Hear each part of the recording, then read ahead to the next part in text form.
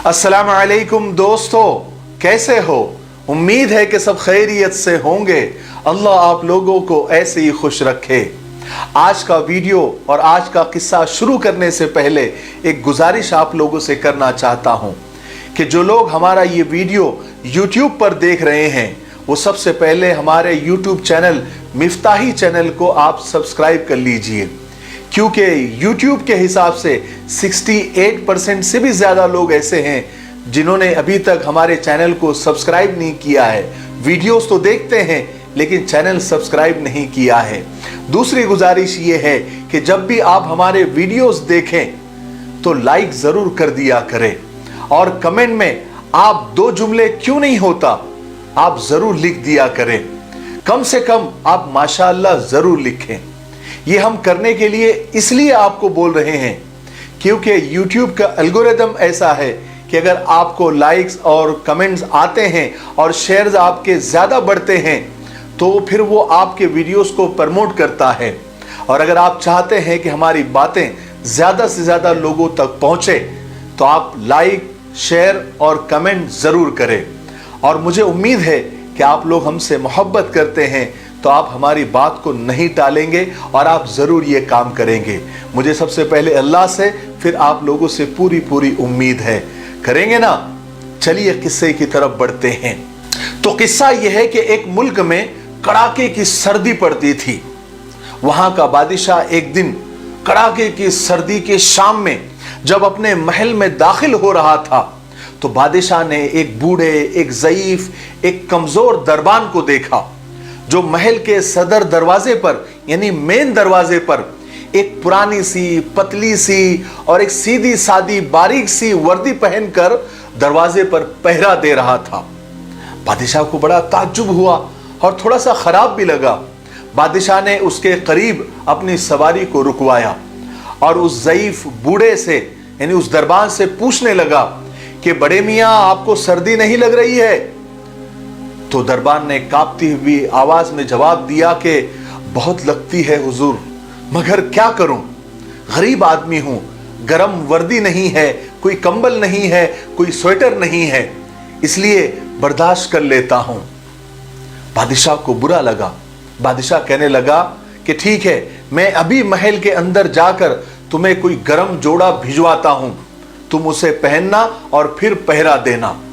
दरबान खुश हो गया और बादशाह को फर्शी सलाम किया यानी झुककर सलाम किया और शुक्रिया अदा किया और बादशाह के गरम जोड़े का इंतजार करने लगा। लेकिन बादशाह तो बादशाह ठहरा। वो जैसे ही महल में दाखिल हुआ अपने काम में मसरूफ हो गया और दरबान के साथ किया हुआ वादा वो भूल गया।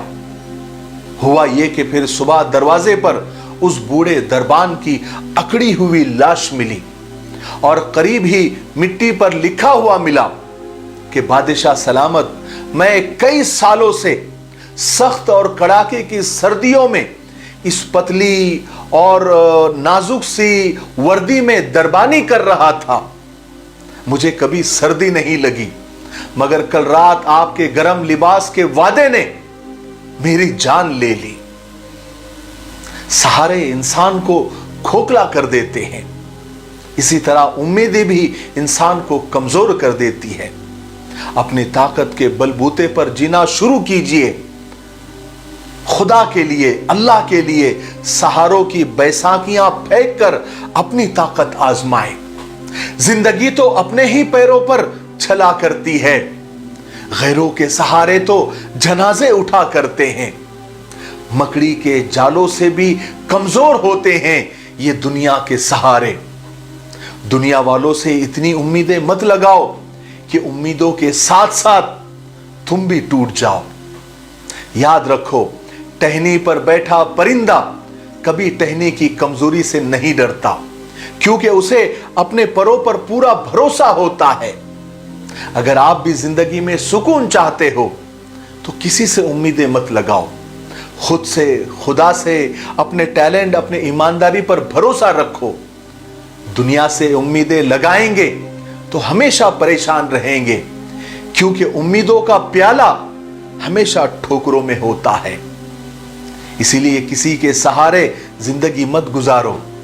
हमें सिर्फ अल्लाह का सहारा है, हमारे पैदा करने वाले का सहारा है। उसी से उम्मीदें लगाओ, वही तुम्हारी उम्मीदों को पूरा करेगा। बात जब सहारों की चल ही रही है तो दो लाइन ऐसी कहकर अपनी बात को खत्म करता हूं। वो लाइनें आपने कहीं ना कहीं जरूर सुनी होगी। हम थे जिनके सहारे, वो हुए ना हमारे, डूबी जब दिल की कश्ती, सामने थे किनारे। मुझे उम्मीद है कि आज के किस्से से हमको एक बहुत बड़ा सबक मिला होगा। अल्लाह अमल की तौफीक नसीब फरमाए।